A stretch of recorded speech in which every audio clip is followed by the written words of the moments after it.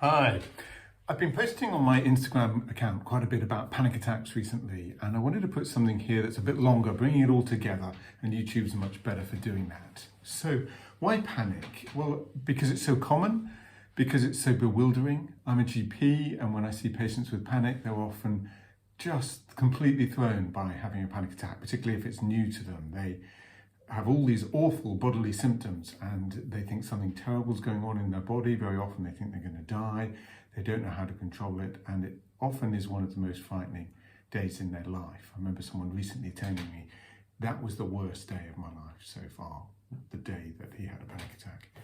And so there's a lot to understand about it. What is it that's going on? How do we help someone when they're having a panic attack?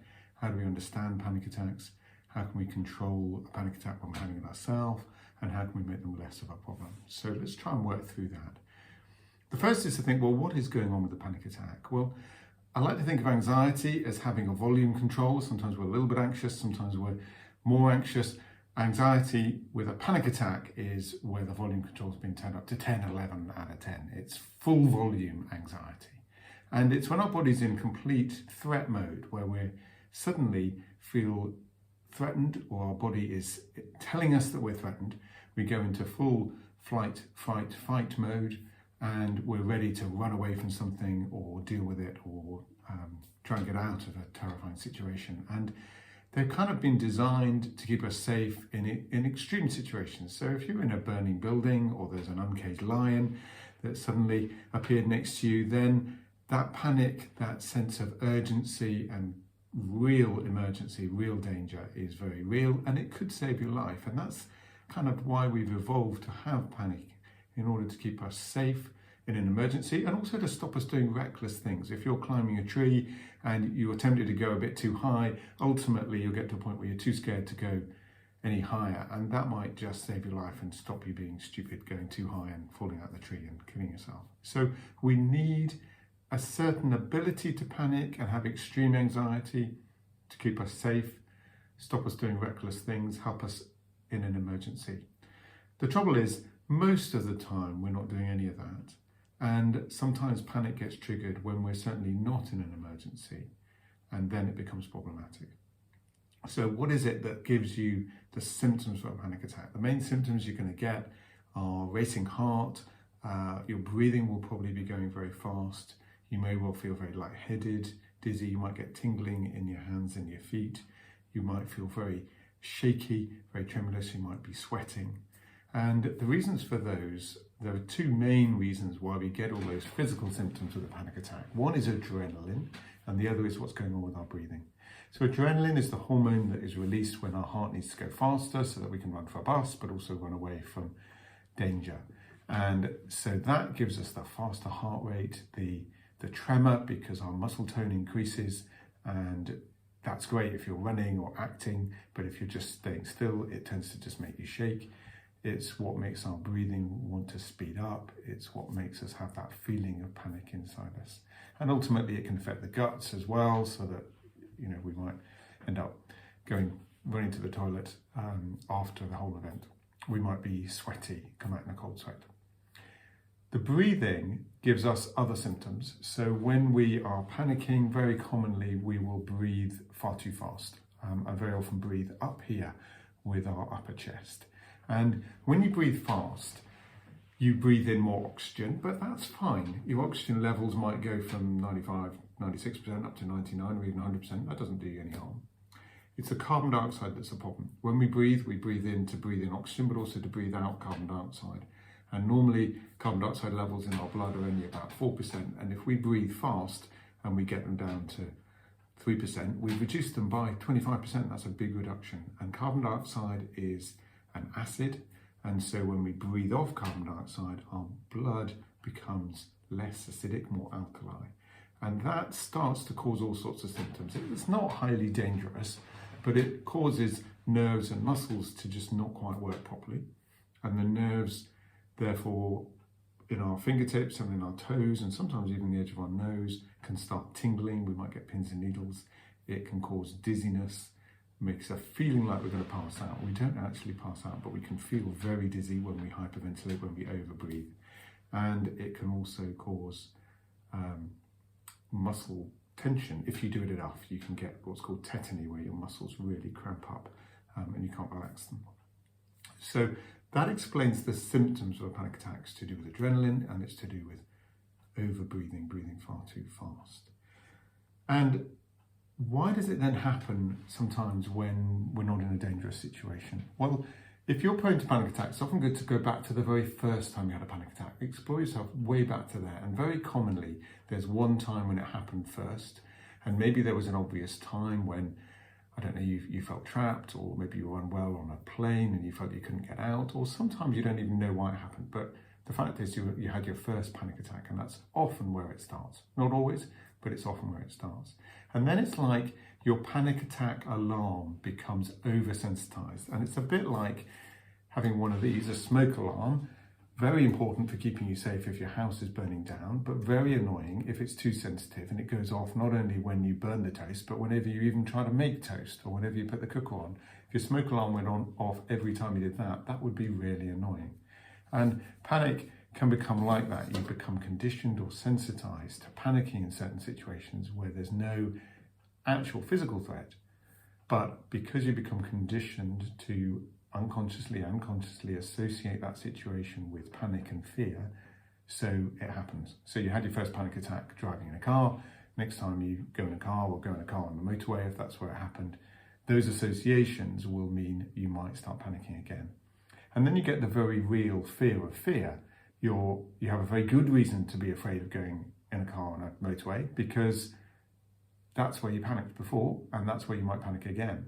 And so although you might logically know that you're unlikely to die in a car accident on a motorway, most people drive on them very often and don't die in car accidents, what you're almost certainly going to have is a panic attack if you go on them. And that's terrifying, that's awful. And so you may well decide you want to avoid that from happening. Trouble is then, the more you avoid it, we get into that avoidance cycle of anxiety. The more you avoid doing it, the harder it becomes, the more powerful that anxiety and that sense of panic becomes when you then even think about going on a motorway. So it's worth thinking about, where did it start? It's worth understanding about conditioning and how that brings into panic.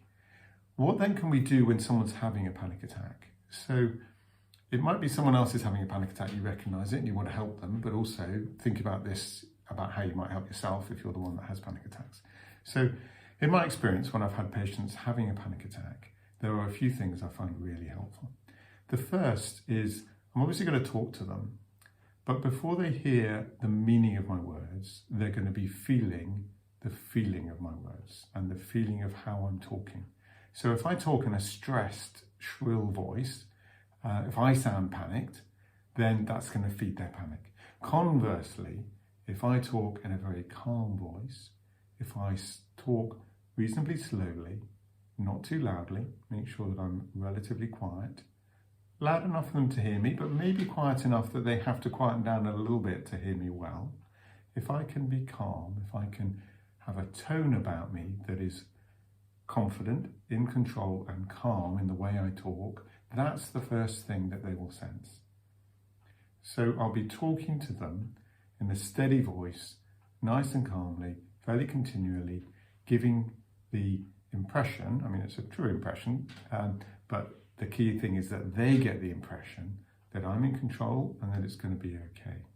So that's the first thing. Make sure that you are calm if you're trying to help someone else calm down, and make sure that they feel your calmness. Then there's the words you say. So it can help to explain to them that they're having a panic attack.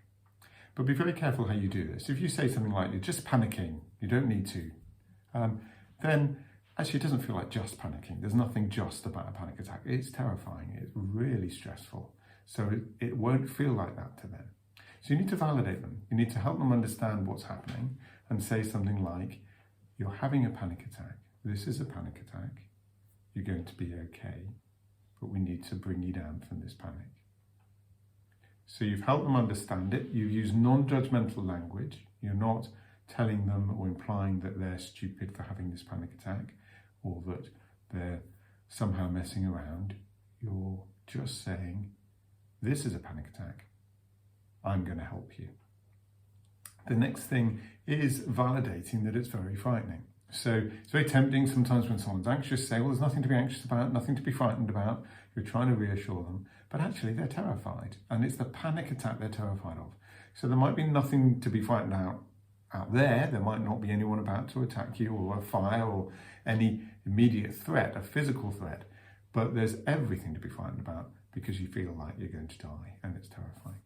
So validating the panic and the sense of fear can be very helpful. So you may want to say something like, you're having a panic attack. It's very frightening, I know, and you're very frightened at the moment, but you're going to be okay, and I'm here to help you. So again, it's non-judgmental, it's validating, it's acknowledging the fear, saying that's okay, it's making it sound very ordinary and everyday. This is what's happening. I'm here to help you. It's going to be okay. Once you've done that, they're still going to be panicking. But the next thing you want to do is try to help them control their breathing. Because if someone's in a full-blown panic attack, they're going to be hyperventilating. In other words, they're going to be breathing too fast. And they're also going to be breathing very inefficiently and in a way that it's fine if you're trying to run a race, but it's not what you'd normally do when you're just sitting there. So normally we breathe with our diaphragm. This is the muscle that's at the bottom of our lungs, and it's very efficient. It's quite effortless to breathe that way. We barely notice it. We also have muscles in our chest, muscles between our ribs, and muscles called accessory muscles up here on our shoulders and our neck.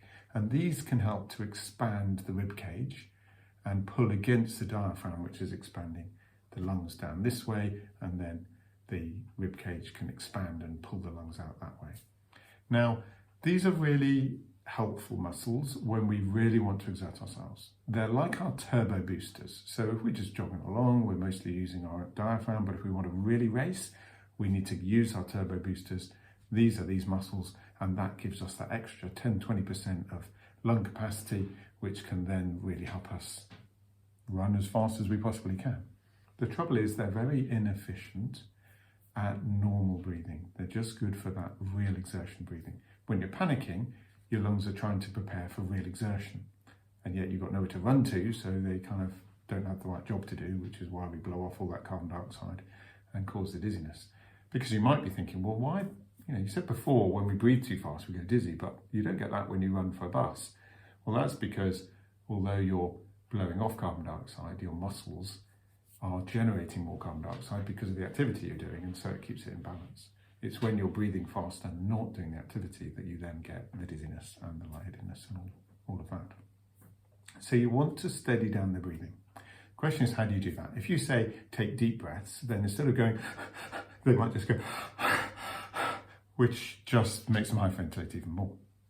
What you really want them to do is slow their breathing. Slow their breathing down. So using slow language and just saying, I want you to slow your breathing down is the way to start. But in my experience, when you say, I want you to slow your breathing down, people find that quite hard to do just because you told them to do it. So it can be very helpful to give them some very direct instructions that are easier to follow. The first is to make sure they're breathing through their nose. Generally, you'll see someone when they're panicking and hyperventilating will be breathing like this.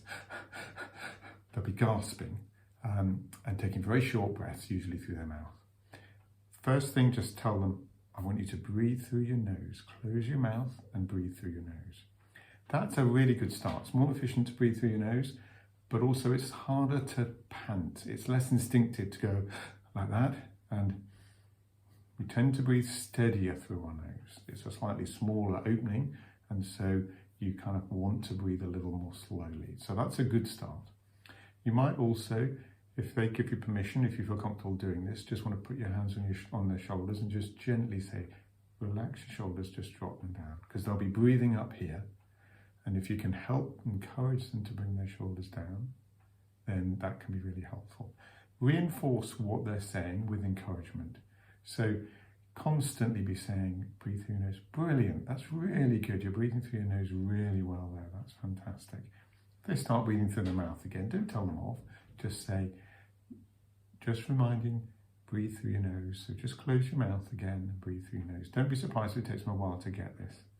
And we're dropping their shoulders. They may bring them up again. Don't bully them down, but just encourage them if they can to drop their shoulders.